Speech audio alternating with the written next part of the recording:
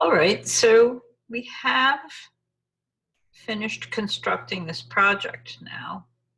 All right, so we have completed the project and we want to make it into a movie. And the other way to do it, I had just shown you a little bit about how to use export. But the other way to do it is to make a movie in the render queue. So add to the render queue is the command, and you do it for the composition that you're going to be rendering. In this case, again, number 2 composition is the all-inclusive package. It contains number 1. So we're going to do that. And then you'll see that if you open the render queue, just in case it doesn't pop open for you, it's a window. You can find it under this list of windows. There it is. And you'll see that you're now listed under here. Now, it so happens that I had comp 1, I think, selected, so that's actually not what I want. I'm just going to delete that. And I'm going to go to comp 2. Here's comp 2. And that's the one that I want to add to the render queue. So again, composition, what do I want to do? What do I want to do? I want to add it to the render queue. In some of the older versions of After Effects, it says make a movie, and then it adds it to the render queue. But you end up in the same place. It says render queue. You're composition 2, and now you're getting ready to render it.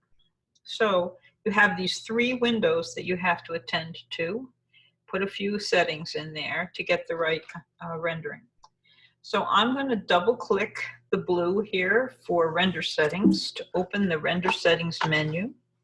I'm going to make sure the quality is best and the resolution is full. And then I'm going to look down here for the time span. This is where you can get a mistake very easily, because the default on this is for the work area. But in our case, this is a small composition and we're done with it. We want the length of the composition. We want to render everything. So we have to change that. There's not too many other things that you would have to do on this, but this is all I'm going to do for this right now. So I'm going to say OK. And then I'm going to go to the next window that I have to attend to, which is the output module. And that's this. Now, here's where we have 2 different words that are used, sometimes interchangeably. They're really 2 different things. The format for the movie, you don't have to include a project link here. The format for the movie comes from this long list of codecs and movie formats that are installed on this computer. And as I mentioned in the past, these things get installed as you put your applications onto your hard drive. So when I put Premiere on the hard drive, it brings some codecs with it, some film formats. When I put After Effects, when I put Cinema 4D, when I put Maya, there'll be different things that come with them. So the most widely distributed still, even though it's an old format, is QuickTime. After that, I would say number 2 is an awful lot of people have MPEG-4 now. MPEG-4 is really the same as the H.264. A lot of streaming images and videos are done with the Flash formats. This is the Flash 4 video, and this is the Flash video. So a lot of times you can get away with just picking one that you think, oh, let me see how this looks. But you have to be a little more careful than that, I think. I would recommend that you stay with the QuickTime as the file format, and then you add the MP4 or the H.264 as the format option when we get to the codec in a second. So that's what I'm going to do. I'm going to say that we're looking for a QuickTime movie here. And incidentally, very important for people who are PC users. Everybody's PC user? Okay. This is the place where if your standard format coming out of your After Effects is AVI, this is where you can change it right here to QuickTime. and you will get a QuickTime movie out of it.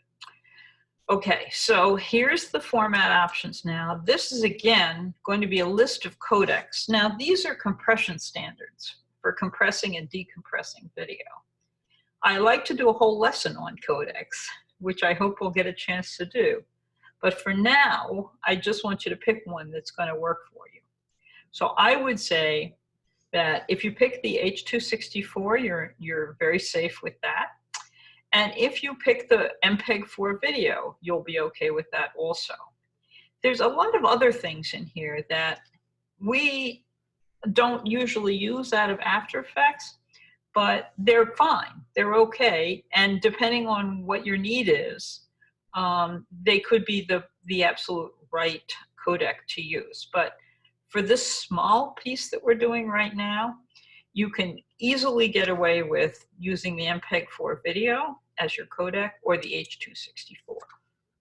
Now, if you use the H.264, there might be a few other settings to do here. Do you want best quality? It might make the file a little bit bigger. If you can put a keyframe every 15 frames, I would do that. It helps to sync the sound and the video together. We don't need to limit the bitrate unless we know that it's going to be streamed. So I'm going to say OK, but we should set the audio output because we have an audio track. And again, I just go for the 2200 kilohertz as a standard that we know really is acceptable to most listeners. If you use the mono, because this is a mono track anyway, you'll see that this will give you decent audio without giving you a huge file. If you leave this at the very large sizes, like the 4800 kilohertz or 4400 kilohertz, it's just going to make your file really, really big. And the little sound snip is not that great. It's not really worth spending all that data on. But okay, so that's okay. And then it says, well, where do you want to put it and what do you want to name it? So this could be Comp2 and I'll put it on my desktop. Notice that the file format is still QuickTime, and it would be QuickTime because we designated it. Say save, and now we just press the render, and you'll see it renders in that blue line going across, and you'll get the chimes, right? Oops, I think I made a mistake, maybe. I don't see the blue all the way across. I'll have to see. If I turned off the movie by mistake. Let's see, turned the eyeball off. So what I'm going to do here is I'm just going to hide After Effects for a minute and see if I can find that movie. For a second. There it is. It looks okay. Let's see. It says...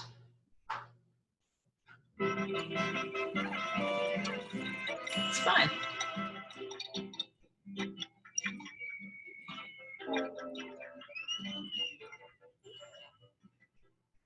Okay, so that's a successful render. Yeah, it's also worth it to just take a quick look at the size of the file, because I can tell you that, you know, if you right-click this on a Mac, you always can get info from a right-click. It'll tell you that this is, today, this is only 2.3 megabytes on the disk. It's pretty small. So that would be easy to send that up on Blackboard for me to grade, okay? If your file is really big, if it looks like it's 32 megabytes or 142 megabytes, you did something wrong. And you should go back and kind of try to track it down, figure out, you know, where was it that the file got out of control here. Here you can see how it was being rendered, because there's our H.264. We know it was a QuickTime movie. And it even gives some of the duration. There's only one audio channel. So all of these things are the things that we chose. So we ended up with a good render and a small file.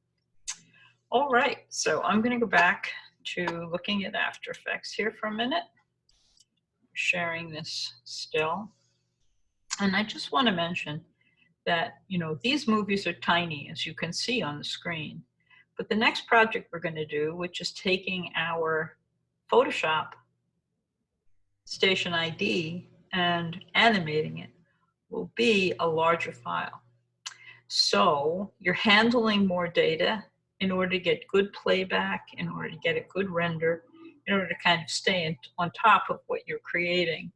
You're going to have to be mindful of what your composition settings are, how big are some of the things you're bringing in as media. If you bring in, for instance, a very long piece of audio, maybe you only need 12 or 15 seconds of it. Maybe you need 20 seconds of it. But if you bring in 1.5 minutes and don't clip off the parts that you don't need and throw them away, your file is going to be enormous. Not that your rendered file is going to include the audio that you don't need, but just the file that you're working with when you save it, when you move it onto your flash drive, when you change it from one computer to another, you're carrying around all that stuff. So once you get to a point where you know what you need, you can always use the layer menu to kind of help you to set an in and out point and just save what you want. So I'll give you an example of that right now, because I think at this point, the O movie is probably, because we have two cycles on it. Let's look at that. Yeah. So right now, the O movie has, let's see how long this is. Yes. It's probably about 20 seconds. Let's see. Yes. It's more than 20 seconds, and that's because we ask for it to be interpreted and looped twice. So, you know, we're carrying this extra footage. We know that our project is only 13 seconds. So if we wanted to, we could certainly set an out point someplace here. Any place past 13 seconds, we could certainly set an out point. And the way you set an out point is to hold down the Option key and do the right square bracket next to the P key. You have a left square bracket and a right square bracket. The left is an in point, the right is an out point. So I'm going to tap the right, and there you see I just set an out point there. That's where that piece, that's where the layer ends now. So now if I wanted to, if I was saving some stuff, putting it back onto, you know, my computer or the drive at school or whatever, I could say that I wanted to purge some of the things that I don't need, and that's actually not what I'm looking for. I think under composition here, let's see, comp 1.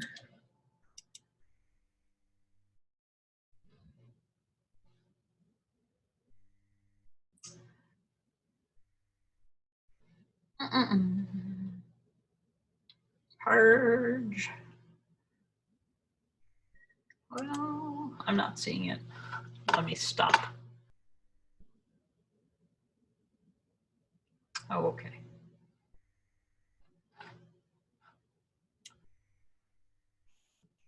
Okay, I just found it. It's under File. It's a perfectly good place for it to be. It says, what do you want to do? Do you want to remove unused footage? And in this case, we know we don't need any more of that blue movie. You could say, sure. Yes. And it just, you know, it didn't take anything out of here. It didn't throw anything out that we didn't use, but it would have kept these settings for us. A little bit smaller file to save or to handle. Okay. So that's where I'm going to stop for now, and we'll continue.